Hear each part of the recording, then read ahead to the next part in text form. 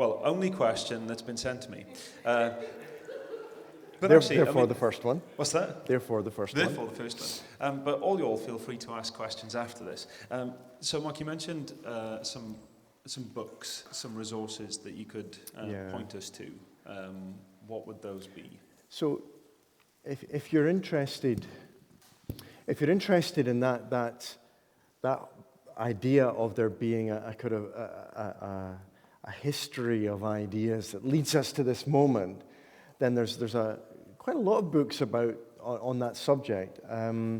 There's a guy called Carl Trueman who's an Englishman but now working in the States. He's written a couple of books recently. One's called The Rise and Triumph of the Modern Self. That's a good one. That's a bit more of a demanding read, but he's recently done a more sort of popularized version of that. It's a shorter, more popularized version. I can't remember the title. But Truman, just true man, as in show. No, has that got a E in it? I can't remember. Anyway, Truman, Carl Trueman. I think, so here's a recommendation you might not be expecting, but C.S. Lewis in 1943 wrote a book called The Abolition of Man, which was three lectures he gave in Durham University. The lectures were given in Newcastle, I think, at the time. That little book, Abolition of Man, I think is one of the most important things in understanding what's been happening culturally, what brings us to this moment. It's a challenging book because it's very, very dense. You know, there's about 8 ideas per sentence. You know, you really got to wrestle with it. It's like a really, really rich steak.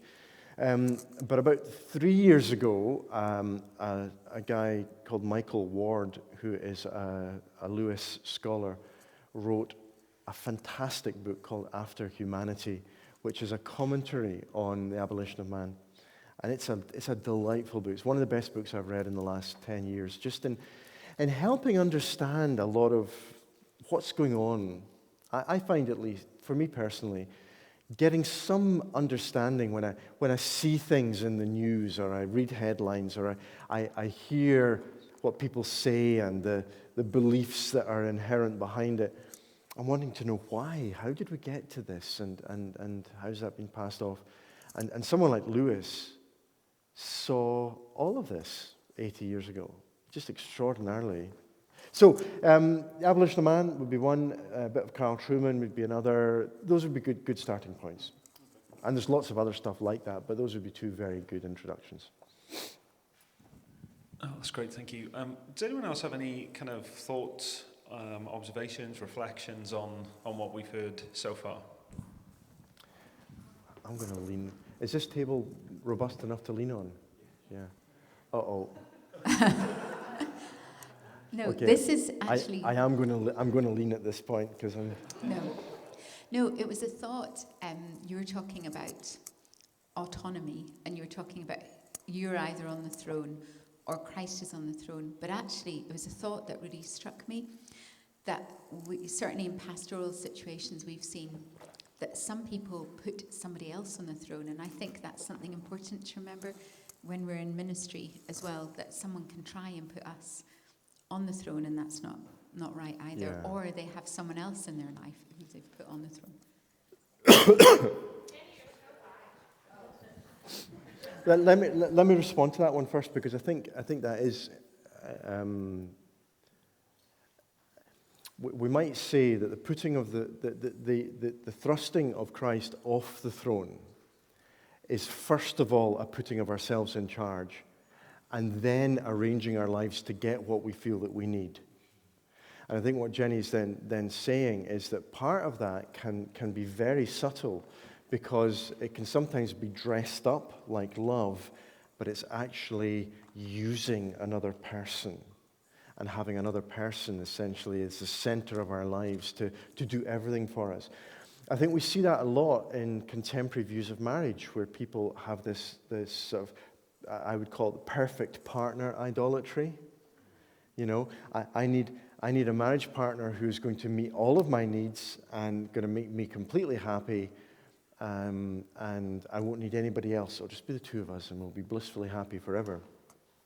And it shouldn't be a surprise that never works. That's the worst thing that you could do for a marriage, actually, is to put that sort of pressure on it, because we're not designed to be God for each other either. So there's real danger in that sort of view of relationships.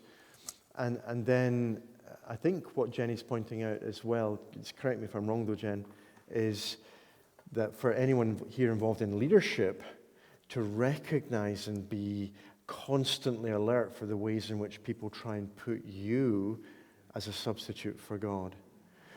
And I think the way of visualizing that is to say that what we want to do in loving people is to help them, if you like, to put their hand into God's hand, to take their hand and to put it into God's hand, to serve them from below towards God.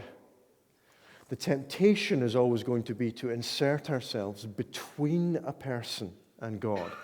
Partly because that, if we're not aware, if we're not careful, that can feel quite good, quite flattering. I'm really important to this person. They really value what I say, and not many people have valued what I've said through my life. This is good. I like it, you know. And also because this person wants me to tell them what to do, and I tell them what to do, and they do it, and actually it's gone quite well. And they're feeling good because they're doing something that I have suggested, and I'm feeling good because they're behaving well and they're making good decisions, right? The problem with that is that you can do all of that without Jesus. And the problem with that is that I have come between a person and Jesus, and their faith is therefore not growing. So one of the phrases that Jenny and I have used a lot when we think about how we help others is that it is better for people to make their own bad decisions than to make our good decisions. And it's just a way of thinking about this. And you think about that for a second or two, okay? It's like your kids when they're learning to walk. They don't learn to walk if they don't get to fall over. They don't learn to feed themselves unless they can make a mess. And the desire to avoid mess, it's much more efficient to tell people what to do, but they remain babies.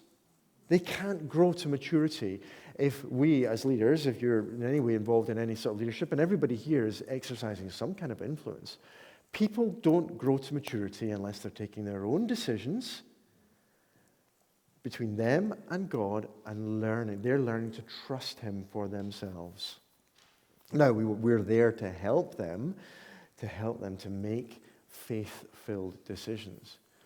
But there's an ever-present danger of putting ourselves between someone and God, and that's not where you want to put yourself. So yeah. Does that kind of cover more or less what you're saying here? Thanks, Jen. I feel like you've started to answer this question already, but you talked about individualism being the central idol of our day. Yes. Do you feel like there's the pendulum beginning to swing towards not individualism, but from individualism to tribalism? And that there might be, I think, in politics, in some of the cult followings of people like Trump or Musk or Peterson or Tommy Robinson or any of that kind of stuff, a sense of, identity politics, right? Which I think is what you were saying before, that it's still the self deciding who is going to fulfill my needs. Yes. But that might change how we need to present some of this stuff, might change how we preach. I think someone might say, I'm not on the center of the throne, actually it's my group and it's our people, and that's what we need to be defending. Okay. And that they'd push back against that accusation of individualism. Yeah, it's a great point. It's a really, really good point, actually. It's a shame. All your examples were sort of, we needed to balance all your examples with a bunch on the sort of the other political wing, if you like, but we'll take that for granted, take that for read. So let me just unpack that a wee bit, because I think that's extraordinarily important. The tribalism that currently exists I think it's no less individualistic. It's still a function of an individualism that chooses my tribe where I can belong. And fundamental to that is still this disordered understanding of self that's looking for meaning and belonging derived from this particular group. Now, excuse me. I think the key thing for us to grasp, and it's jumping ahead maybe to some stuff I I had wondered about whether we might get there today, but I think we'll just go there just now. This is something I think that Paul is addressing very deeply in Philippians 3. So if you've got Philippians 3 handy, just to even look at that. I think it almost goes without saying that the issue of tribalism in our current moment is a huge one.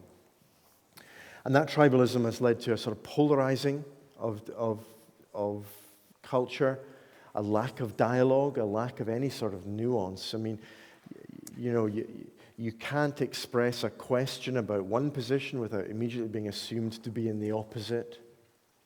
But let's bring it much closer to home, at least I'll do it for Scotland and the situation I'm familiar with. The church is just as bad. It's doing exactly the same thing in terms of you define your tribe and you try and find where you belong and what gives you that sense of security and identity and so on. Again, a deficient sense of self. The questions, who am I? What am I for? Do I matter? Where am I going? What's my purpose? Those questions, if they're not answered in a biblical manner, lead us straight into this sort of tribalism, whether it's political or ecclesial tribalism.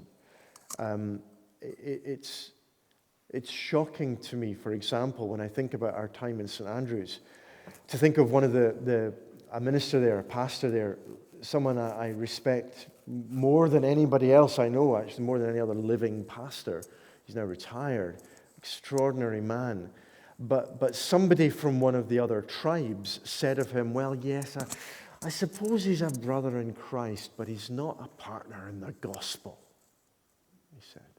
Now, do you hear that tribal statement that's being made? Now, of course, Paul addresses this directly in 1 Corinthians. 1 Corinthians is about exactly this. He's basically saying, one says, I'm of Apollos, one says, I'm of Paul, and so on. But no, we didn't die for you. It's Christ who died for you. You belong to Christ and not to these groups. Now, taking this into the realm of Philippians 3 and then talking about the leadership task that then suggests, I'm heavily indebted here to my PhD supervisor, a guy called Grant McCaskill. Now, he wrote a whole essay on this subject for a book that I edited a couple of years ago. And Paul can pass that essay on symbolic capital. Now, let me just try and explain all this a wee bit better, because I think it really helps.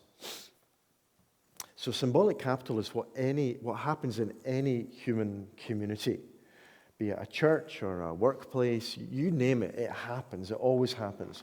And that's the idea that there are things to do, things to avoid doing, things to say, vocabulary to use, things to wear or avoid wearing.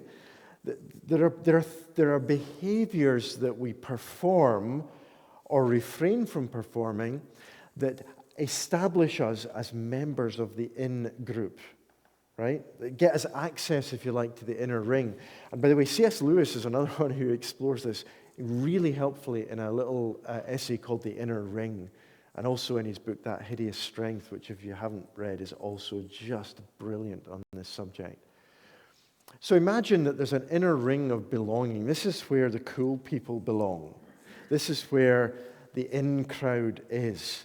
And there's certain things you have to say, boxes to tick, things to avoid doing that say to the world, I am part of this inner ring and I'm actually in good standing. And then there's things that I'm doing that get me up within this inner ring, that give me social status. So performing symbolic capital measures.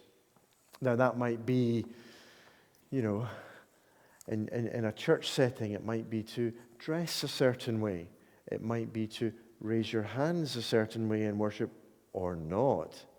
It might be to read a certain version of the Bible. It might be to have a certain set of opinions that are critical of that other group down the road that show that you're one of the in crowd here. How many sermons have we heard over the years that are basically someone standing up there and saying, let me establish my symbolic capital and social status by telling you the things I approve or disapprove of? not really caring about whether I serve God's purposes in your lives, but I want you to think that I'm part of that crowd. So that idea of symbolic capital accrual, how do I live my life to build up as much of this stuff as I can? And that's the tribalism, that's the dynamic of the tribe. How do I get in? What do I need to do to belong? What do I need to, what rules do I need to know in order to belong here? So Grant, in writing about this, then goes to Philippians 3. And in Philippians 3, Paul basically says, he said, I have no confidence in the flesh, though I could have, he says. I've got reason to have confidence in the flesh. Now, if you hear that phrase, confidence in the flesh, what are you thinking? What is confidence in the flesh? Yeah, self, and we think flesh, we think all kinds of different sins. But actually, what Paul then lists are his religious accomplishments, his birthright, the fact that he's Jewish, that he belongs to the right kind of tribe and get educated in the right kind of way, and then a whole bunch of performance measures that would establish him in this tribe as being one who gets in the inner ring and belongs. And he then says, whatever was to my profit, I now consider loss for the sake of knowing Christ. And then he says, I don't just consider them loss, I consider them, and he uses the Greek word skubala. And skubala is translated as rubbish, but it means feces. It's poo. Smelly, defiling poo. That's what he thinks all of these symbolic capital accomplishments are, compared to the gift of the righteousness of Christ and receiving that gift. So, let's think about that a little further. Excuse me. This is a big idea, by the way, and I wouldn't, you'll probably want to go on and unpack it a bit further. Does that mean we can avoid a symbolic capital economy, accrual economy in our churches? No, it's just always going to happen whenever human beings are together, isn't it? But the point that Paul's making is that he takes all those things and he deliberately, publicly designates them as poo compared to the gift economy, receiving the gift of the righteousness of Christ. Now that then suggests that one of the key roles of leadership, if we're to avoid this sort of tribalism, is to take the things that people are tempted to establish as symbolic capital measures to show that I'm part of the tribe and constantly deconstruct them. Deliberately deconstruct them. Constantly find ways of undermining those and taking people instead constantly back to those questions. Who am I? What am I for? Where do I exist in the world? What does God have to say in answer to those questions? You're a beloved child, an image bearer, being restored in the image, inhabited by and dwelt by the Spirit of the living God with a purpose to fulfill in this world. That's who you are, and that's where you belong primarily and fundamentally. And this other stuff, you need to let go of it, because this is where you belong. So that idea of tribalism, we could say, arises in an environment where people are insecure. And they're insecure because they can't answer questions like, who am I, what am I for, and where am I going, and do I matter? And the tribe comes along and offers that. And that's bad enough if that tribe is Jordan Peterson or any of the other names. No matter what helpful things any of those might say or not, it's bad enough when people are going to those guys for the answers, but when people are in a church environment going to a church tribe for those answers instead of to Christ himself, that's the most subtle, that's the most devilish form of tribalism, it seems to me. And I use the word devilish very, very deliberately there. So now that's a long answer to your question. So yeah, come back to me and we can...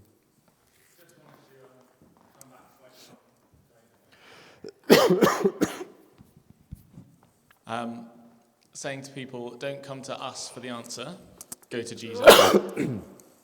But talking about individualism being kind of me working out my truth. How do you stop people from falling into that danger? It's not about listening to me. I'm not the arbiter of truth as your pastor or small group leader or whatever else.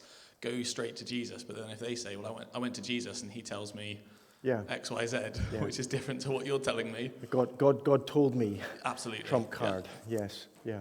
No, absolutely. So here we're confronting the fact that there's not a nice, neat formula for this. That there's not something we can kind of plug in and be confident that if I just do, it's always going to turn out perfectly. So what I'm arguing for here would be a posture towards people that says, how can I help this person to find their place and make their contribution in the body of Christ?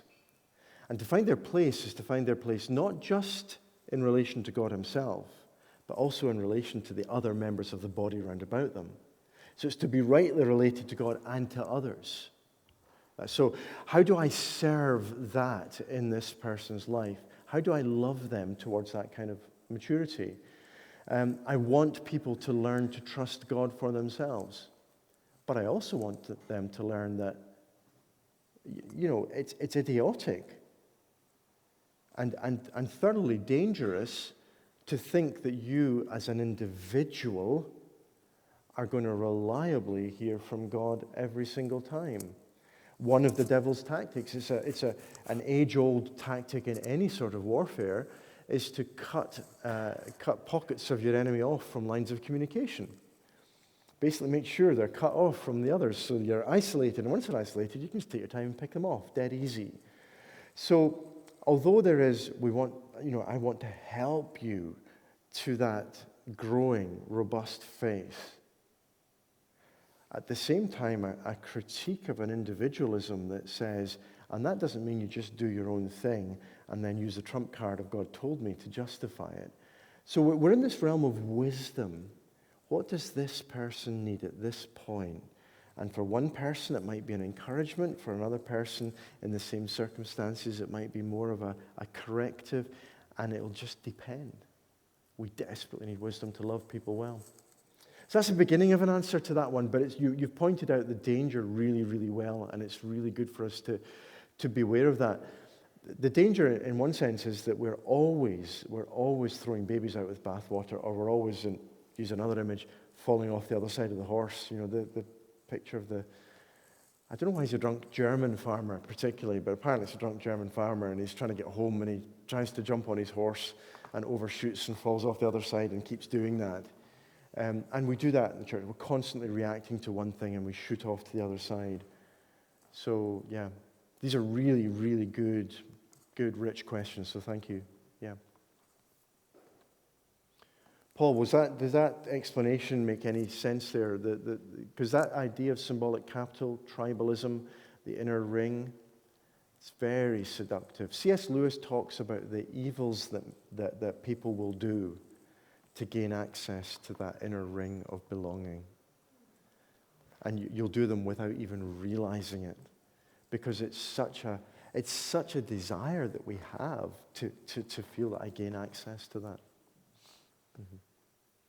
Any other questions or thoughts or comments? Yeah, go ahead. And then, Paul, you had something to say on the back of a comment in the last session as well, didn't you? This may not necessarily be that rich or complicated, but it's more related to Jenny's comment, really, but I think it does tie in with some of the things you've just been talking about. In terms of us putting someone else as an idol, I remember listening to someone once who talked about 3 individuals who were very influential in his life, coming to that point of living life knowing that you are loved and known and seen. And he said there were 3 very, very different people, but every time he left thinking about Jesus. And that's just so lived with me ever since, really, in terms of what we want to do or who we want to be more as we live with one another. That's beautiful. And I think one of the things that points out is that the way that God has made it to be is that's how we are designed to minister to one another. We bring Jesus to one another in that way and point others towards him. And it's very beautiful. It's a lovely vision for how we might relate to others. I want to so love them that they want more of Jesus and are thinking of him. Just to recommend, I don't know how many of you listen to podcasts, but there is a podcast called, which I've listened to bits of, and there's lots of helpful stuff in there, just called Being Known, by a guy called Kurt Thompson, who's an American psychiatrist and is a Christian. And he's wrestling with some of these issues of who we are and how we function, but this idea of being known and being loved and what that does for us, not just in terms of how we might feel, but actually what that does for us in terms of how we're wired neurologically. It actually affects our neurobiology to be known and be loved. So yeah, Paul. We were just at the end of the last section that Mark said about us being known and loved completely by God on the basis of full disclosure. There's nothing that he's going to turn around and say, well, I didn't know that about you. And that he, in his kindness, only kind of shows us a little bit at a time what we need to see, because it would be absolutely devastating, I think, if he showed us everything that needed to be changed in one go. And I was just recounting, and some of you have heard this before, but when many years ago, I was on a sort of little conference thing, and I met this guy who I could not stand him. He really kind of offended all of my sensibilities, all of my kind of religious sensibilities. And it wasn't me, right? It wasn't you. No, you were just an exhausted new father the first time we met, so you barely functioned. But yeah. Anyway, that's another story. So this guy, he'd been a Christian about 6 months, and he was quite offensive, to be honest. But over the course of about 5 days, I got to see something of his heart, and I could see that in 6 months of being a believer, he had grown more than I had in the previous 6 years, which was really quite a challenge. And then we were in a conversation with another guy, and this other guy said to him, so tell me, how do you square smoking with being a Christian? And he said, well, I can't, but it's number 29 on God's list of things to deal with in my life, and when he gets there, I guess I'll deal with it. And I think that's actually a really sort of helpful insight into the way that God does, in his kindness, show us what we need. And at the point where he's empowering us to be changed in those areas, that's the point where he reveals those things. And then it's not devastating, because those things that he's about to change, we know that he's got our backs, and he's going to be the one to empower the change at that point. And I think that's really helpful for us then when we're also walking with other people, because it might mean that it's not the right, we might see things, but it's in God's timing and his wisdom. In the same way as we want to experience God's timing and God's wisdom in our lives. What a kindness to be able to do the same for others, that we're listening to him for his timing and his wisdom. Is this the right time to walk through this part of the process? Yeah, it's really helpful. And I think it just leads to this thought about maturity, that the job's never done. It's not something you do a bit of and then you've got there, right? So one of the most discouraging things for me as a young believer, and was I think is a real enemy of maturity, is a false view of maturity that thinks I get it all sorted, and then, so when I was 20, 21, a young, brand new, very passionate Christian, wanting to grow and wanting to, I'd look at these guys who were in their sort of 30s, 40s, 50s around the church, and back in those days, immaculately suited on Sundays and all this kind of thing. And I'd look at them and think, these guys look like they've got no problems. They look like they've got it all sorted.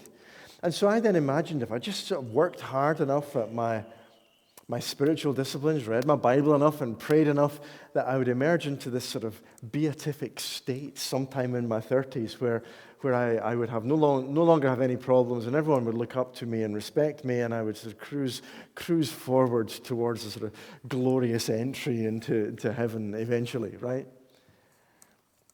I was going to use a really rude word just to describe that way of thinking, but it's nonsense. I think I'll just use that word instead, right?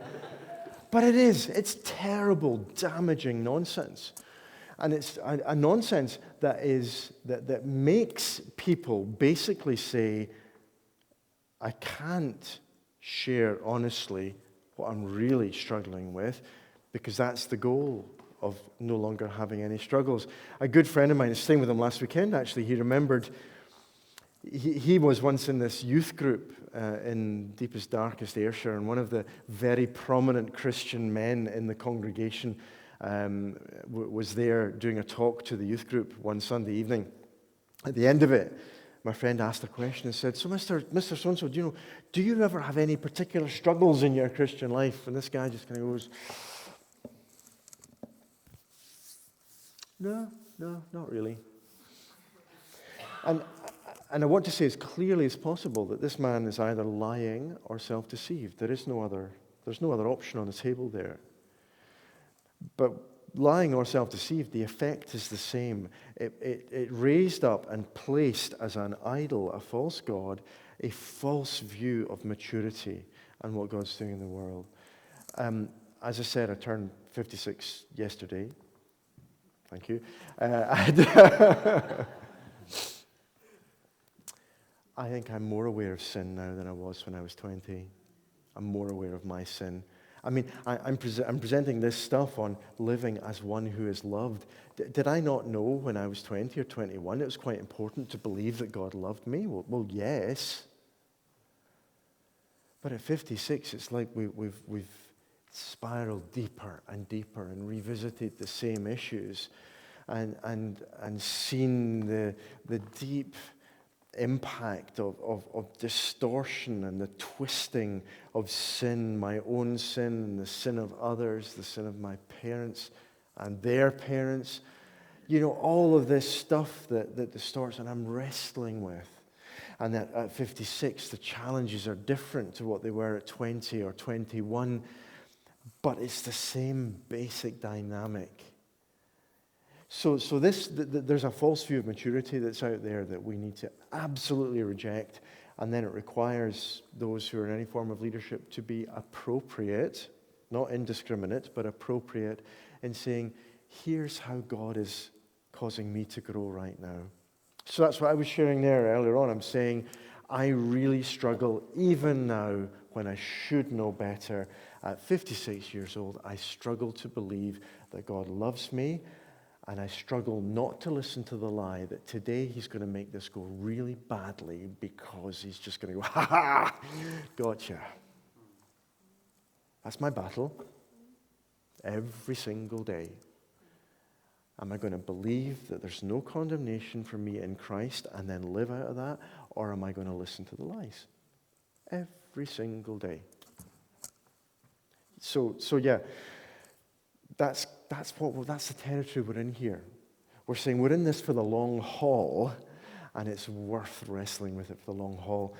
And then that means for those who are younger here, and this kind of comes a wee bit back to your question earlier on about not being just individuals. We really need others, and especially those brothers and sisters who are older in the faith and have walked the path a little ahead of us. That's one of the tragedies for me as a young Christian in Scotland and growing as a Christian in Scotland over the last 30 years. I couldn't look to guys in the generation above me. I'm looking and saying, well, where are you guys? And why aren't you sharing your walk with God? Who was there telling me, well, how to be a young father? Who was there who was helping to walk alongside me and say, you're coming to middle age and you're going to have a little bit less energy and, maybe sleep will be a bit more difficult and you'll be wondering what your life's all about.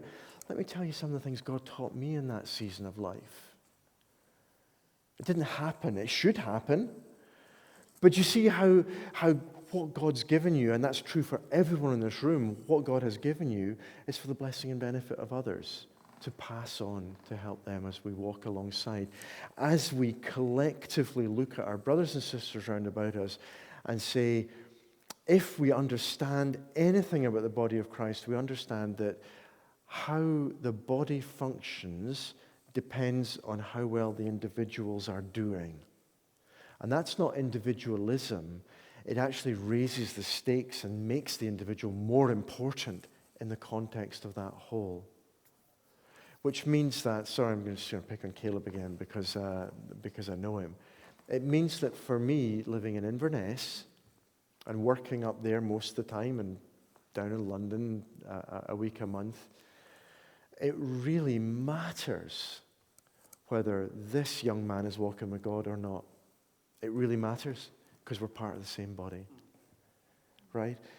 And so you begin to see that these theological commitments to a body of Christ that has a function in the world make a difference to how we then relate to each other, what we share, how we treat one another. Do you want to say anything more into that, Paul? Okay. Right. When do you want me to stop?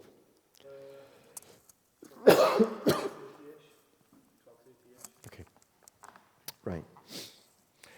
We've said, here's a picture of the beautiful picture of maturity.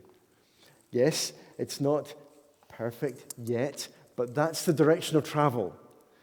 Are we becoming people who are more loving, more patient, more joyful, etc., etc.? And, a big part of that will be, are we also becoming people who are more aware of our sin? A friend once drew this in a diagram. I wish I thought of doing this beforehand, but I didn't. So there we go. He said it's when you first come to faith. And again, God is merciful, and he only lets us see just a little bit of sin, because we couldn't bear it, right? When we first come to faith, the gap between where we think we are and who we think God is a bit like this. And as we grow, where do these lines go? I'm getting to know more and more who this God is. And I'm also getting to know more and more who I am. And that gap between the two that is bridged by the person and the work of Jesus Christ gets bigger and bigger, so that Jesus becomes, if you like, bigger and bigger the further on we go. And that's a picture of maturity, I think, growing towards that maturity. So we've thought a bit about that. We've thought a bit about that core cultural idol and some aspects. We've played around the edges of that a little bit.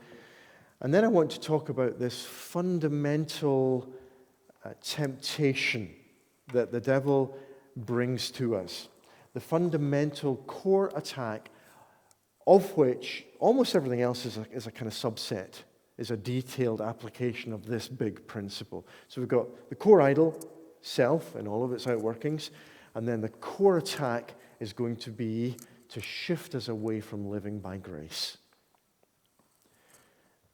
So if you want to think about maturity, the foundation for maturity is a life of grace, being united to Jesus Christ by God's grace. Not because we're particularly decent, good boys and girls, but entirely as the gift of God to us. That's why when PowerPoint automatically brought up that picture, I thought, oh, that's a good one. I like that. I like it. Maybe not the glittery stars, but the open hands. It's a lovely picture, actually. And maybe we can live with that picture for a second or two. Because the idea of grace and gift takes us back to, say, Philippians 3, that the gospel is a gift economy. It's not a capital accrual, building up your capital economy. It's entirely gift, start to finish. Never is it not gift. And the thing about gift is it's gift to be received. And to receive that gift requires open hands. And to receive gifts with open hands requires letting go of the stuff that you're holding on to, right? So there's a great question to start with. What's the stuff that you're holding on to? What's the stuff that you're tempted to arrange your life to hold on to grip tight to make life work, to make it seem meaningful, or even just to make it feel a little bit less painful? What's the stuff you're holding on to? Because this gift economy of the gospel requires God, in a sense, almost saying, let it go. For your own sake, let it go. Because it's good. He wants to give us so much more than we can grasp hold of in our hands. And it's a nice picture of that. And then we can begin to work out individually what that might look like. Now, let me say that when we're thinking about gift and God's grace, we need to be really clear about the fact that this is not about receiving stuff from God. One of the mistakes that we make is thinking of God's grace as a bit like the Force in Star Wars. You know, just a sort of vague, impersonal thing. And in fact, that's one of the chief ways that the devil would attack and tell us lies about it. We think about God's grace as something impersonal, whereas the way the New Testament speaks of God's grace is it's always in Jesus. It's Jesus. It's the person of Jesus. Now, that's Paul's argument in Romans chapter 6, for example. Just to outline that argument really quickly. Excuse me. Paul starts Romans 6 having said, look, we're forgiven and declared not guilty, and it's wonderful. This is because of the cross of Jesus Christ. You're forgiven and declared not guilty.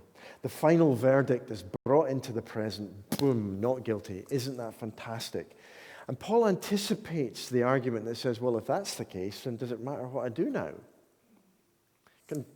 Why bother trying to do anything? I can just either sit with my feet up, or I can just do all the stuff that I really kind of quite like to do. We're back to the do we love and desire better or not question, aren't we? But Paul anticipates that, and he says, no, if you ask that question, you've fundamentally misunderstood how it is that you get forgiven in the first place. You don't get forgiven as though God comes across with this stuff called forgiveness and says, and dumps it on you. That's not the picture of the gospel. You get forgiven because you're united by God's grace. You're taken from being a dead, cold, spiritual corpse and made alive and then united to Jesus. The whole Jesus, not just the crucified Jesus, but the whole Jesus, so you share in his life. So that you, and this is the argument of Romans 6, you're not just united to the crucified Jesus to get your sins forgiven, just this stuff that you get. You're actually united to the whole Jesus who's defeated death and risen from the grave. So you're united to the resurrected Jesus, and Paul says, so that you walk in newness of life. In other words, you're united to Jesus so that you receive both not guilty, forgiven, and resurrection life. That's the basis for your life from that point forward. So to be united to Christ is to be forgiven and receive the gift of new life, his new resurrection life that is transformative and empowering, that dramatically changes and restores us. So that's the picture. And you can see that if we just think about getting stuff from Jesus, here's what might happen. Two things can happen. On the one hand, here's two things that happen when we ask the question, well, how should I live now? On the one hand, you say, well, Paul, you've had this dump. I keep making that noise every time I'm doing this. Right, so there's your forgiveness stuff. And Paul's saying, how should I live now? And the answer is, well, you've got this. You should be jolly well grateful. And you should work very hard to show it. Which is essentially quite like your parents saying to you, after all I've done for you, right? We know how well that works, right? And that's actually the way that's the way that holiness is preached often in our churches. And there's two problems with it. One is that it's not biblical, and the second is that it doesn't work. Those should be enough reasons for us never to preach that.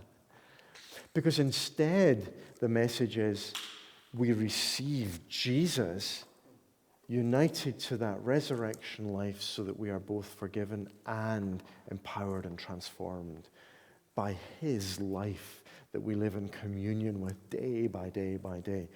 Now, the two consequences I said, though, of asking, how should I live now? Well, you've got your staff. How should I live now?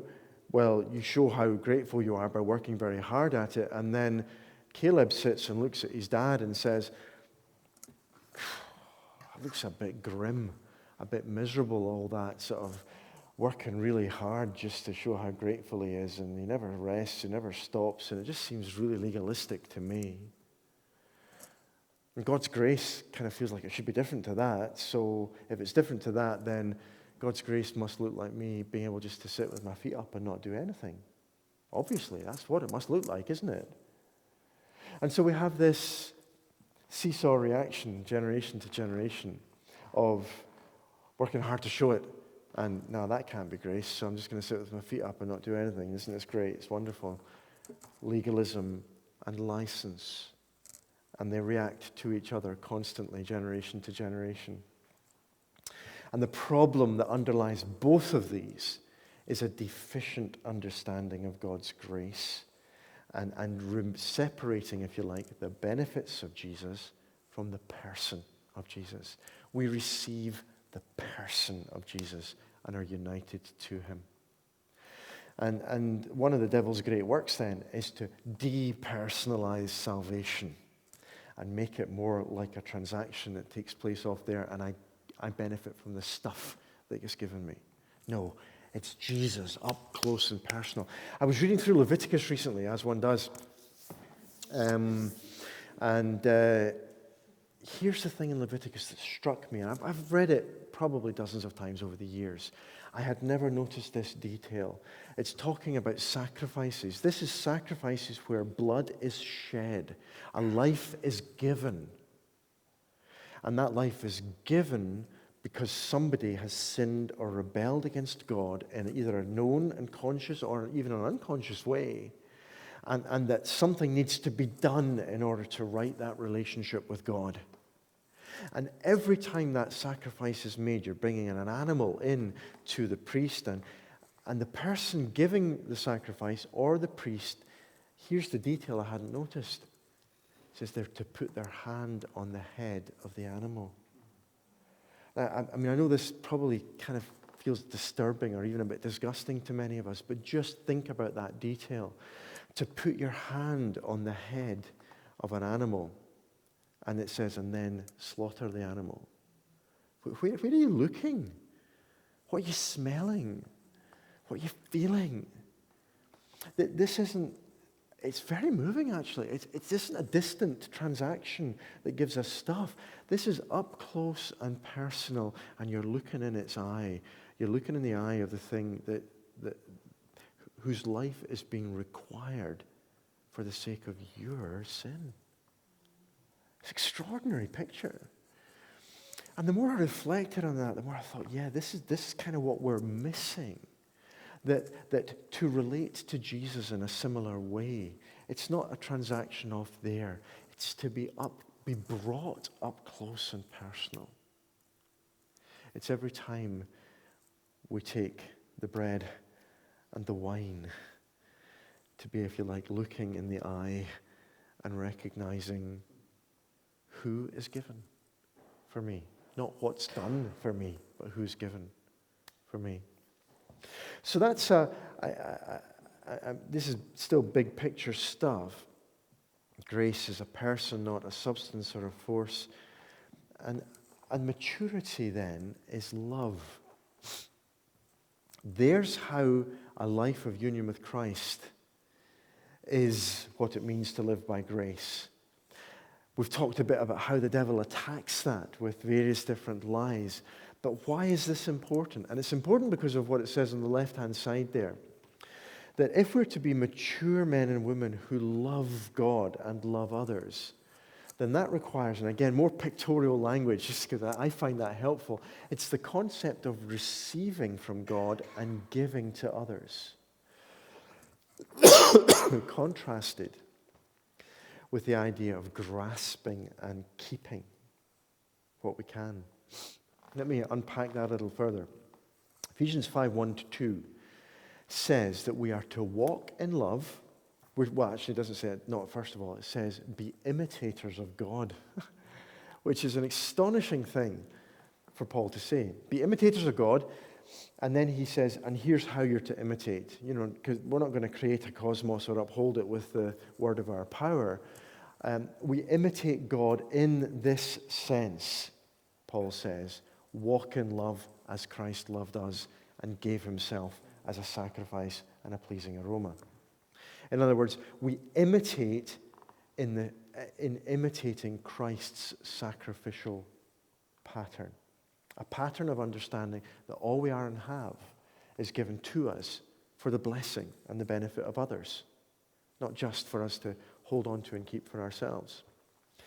But the key thing in these two verses, Ephesians 5:1-2, is it doesn't just say walk in love as Christ loved us. It says, as beloved children, walk in love as Christ loved us. You receive as a beloved child, and then out of that abundant love that's poured into our lives, we're then pouring into the lives of others. And that receiving and giving is the pattern. And our spiritual enemy would do everything to reverse that pattern, to make us doubt that God can give us enough to make that possible. Ephesians 2:18 talks about having access to the Father through Christ by the Spirit. We can actually have fellowship with the triune God himself. And if that's not enough to make us content and secure to receive, then nothing will be. And if we're not content and secure, and this is to bring us back to this point of living as those who are loved, if we cannot hold on to those promises of God, that I am loved, however I might feel and however the evidence might look like on that particular day, whatever happens to be going on in my circumstances, can I believe what God says here?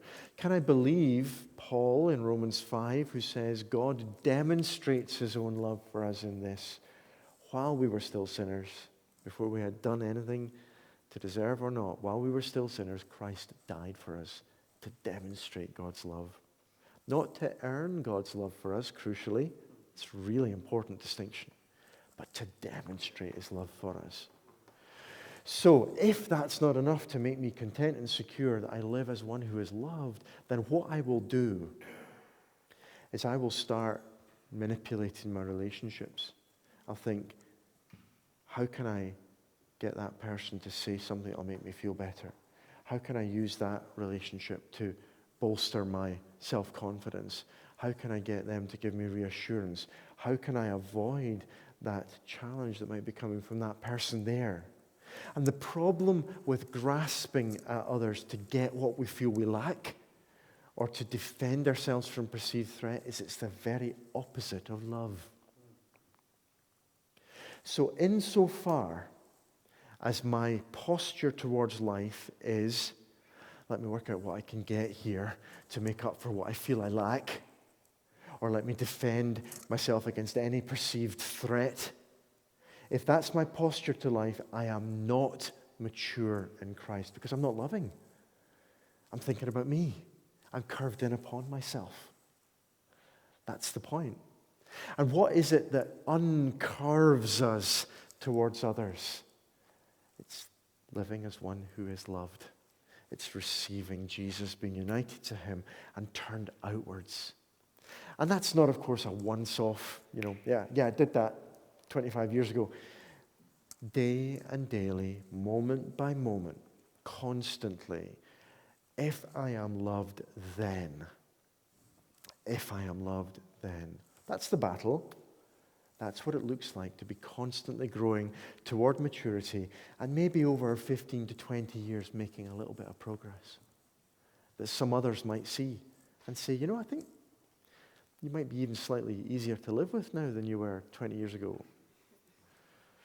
It'd be nice if she said that, but anyway. But you get the idea. Do you get the idea? I mean, this is such an important concept. The second, last thing to say on Galatians 5:13 is just to say the same thing in different language in Galatians, where Paul says it's for freedom that Christ has set you free. Don't use your freedom to indulge the flesh, but use your freedom instead to serve one another in love.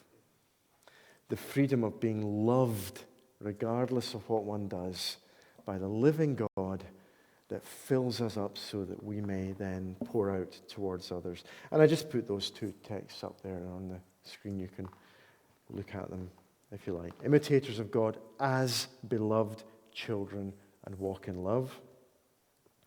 Use your freedom not to indulge the flesh, but serve one another humbly in love. The entire law fulfilled in keeping this one command: love your neighbor as yourself. So here's some of the challenges to grace, these ungrace factors that may intrude into our life. One of them, authenticity. We're circling back to where we were earlier on. But the idea, if it feels good, do it, and if it doesn't, don't. It's one of the real enemies of living by grace. I used to say to students in St. Andrews that at one point I had to make a rule for myself: no Bible, no breakfast. Because I knew that if I went and had my breakfast and I put the radio on and listened to the news and maybe looked at the newspaper or a magazine that was on the kitchen table, time would pass and I would lose that time. So I made this rule for myself: no Bible, no breakfast. And then I'd say to these students, is that legalistic? What do you think? And most of them would say, yeah, that's really bad. You shouldn't do that. You're free. And say, no. You've completely misunderstood the nature of self-discipline. That's not legalism necessarily. It could be. It's self-discipline, which is making myself do the right thing because I love God and others, rather than the thing that I might feel like doing in the moment. And the thing about doing the right thing rather than the thing we feel like is that that violates the contemporary idol of authenticity. So we're back at authenticity again. So that sense of I can only do it if I feel like it, that's the only authentic thing that counts, is just nonsense. And we need to deconstruct that particular lie if we're going to live then by God's grace. We've actually talked about symbolic capital, the inner ring, and the fact that both of those are centered on the self, that core idol. So you see how everything we've talked about so far kind of fits together, interlocks very, very closely. I think that's where we've got to. Yeah. So there's the picture we've built so far. A picture of what maturity looks like, the beauty of it, and the longing for it. And the fact that, if we take what Paul says, say in 1 Thessalonians 4 seriously, that's God's will for us. And when we pray, your will be done in earth as it is in heaven, we're actually praying his will for us is conformity to the image of his Son. It's to make us into those kind of beautiful human beings. I've mentioned C.S. Lewis rather a lot, but I just, the more I read Lewis, I love C.S. Lewis. He just had this brilliant ability to say things simply on the other side of complexity. But he said, I can't remember where, he said, if we met a human being who had not fallen, was not corrupted by sin, if we met an unfallen human being, he said, they would be so glorious that we would be tempted to fall on our faces and worship. Do we realize what it is to be an image bearer of the living God? That as we look around this room, just look around the room. Because when you look at the other people in this room, you are seeing reflections of God himself in these other amazing beings right here who are designed to bear the image of the good Creator to his creation. That's why we cannot treat one of these image bearers with lack of respect or unkindness or indignity or lack of love, because we're looking at someone who shows us something of who God is when we look at this astonishing thought. So when we think about maturity, we're thinking about that trajectory of restoration. Not restoration whereby we become less human, but restoration of true humanity. We become fully, authentically human. That's the business that God's doing in our lives. And doing it individually and collectively to show the world who He is and what He's like, to bless the nations, to draw others to come and to be reconciled with God through this Jesus. That's the big picture of what He's doing. And what we're saying then is that the barriers towards growing to that sort of maturity are going to be this central cultural idol of self that needs to be undermined and attacked and deconstructed everywhere it appears. Constant vigilance in our conversations, in our preaching and teaching, in our discussions with our fellow believers, our brothers and sisters, to be constantly alert to how is that idol of the autonomous self working out in my life, in our situation right now, and how may we reject it and have Jesus in charge instead. It's to ask in every situation, in other words, what might it look like for Jesus to have His way here? What would it look like for Jesus to have His way in my life, in my family, in my church, in my small group, in my workplace? So we said that's one of the key attacks, and the other key attack is in this area of grace. The reduction of grace to stuff that leads either to legalism or license, pointing to the two of you I used to illustrate it. And instead to receive Jesus, being united to Him as the engine of transformation and growth towards maturity.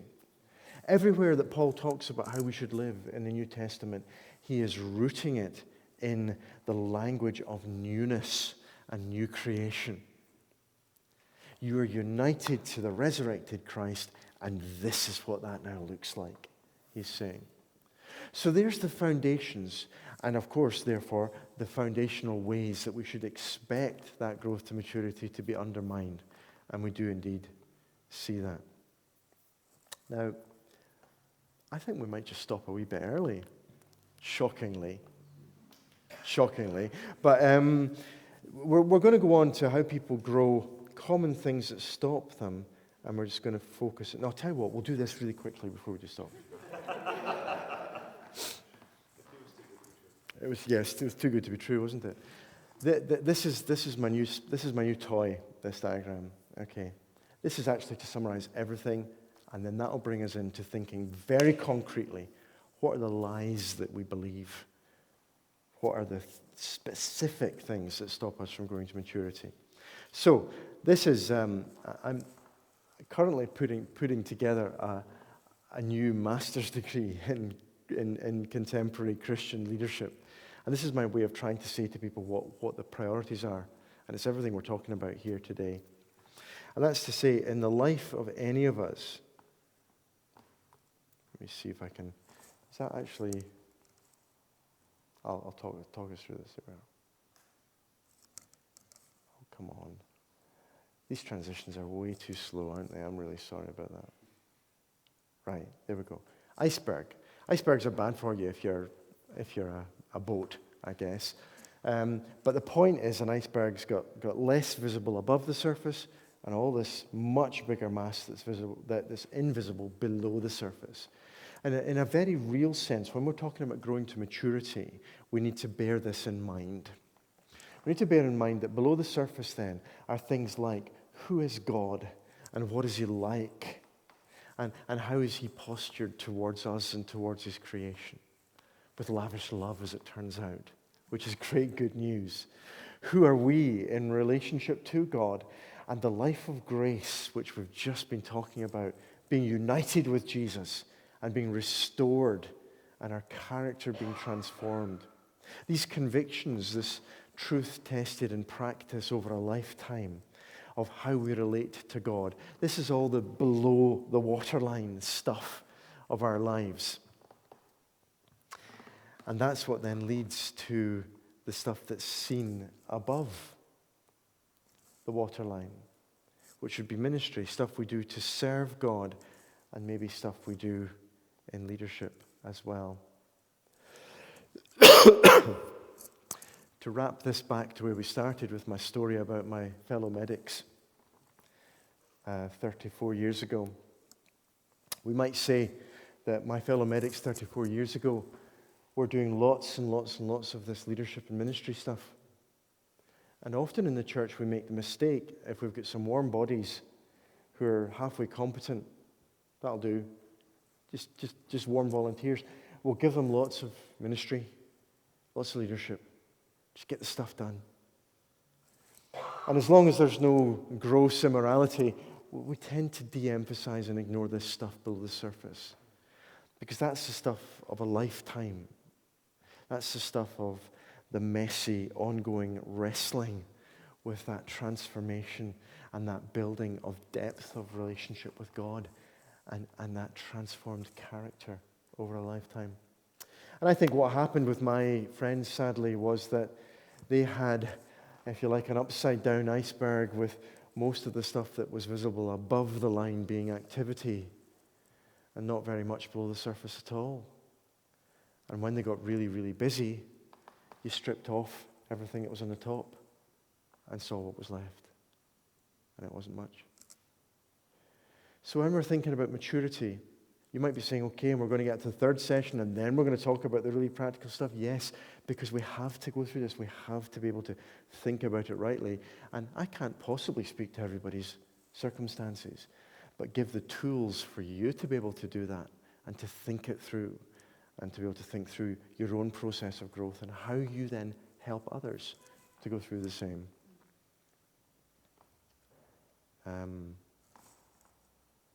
And that's going to lead us into some common barriers to growth. And it's 12:30. Bang on time, right? Okay. I feel like today has been a day of miracles. We started on time and we finished the session. That's because I'm hungry, actually. I mean, let's be quite honest about it.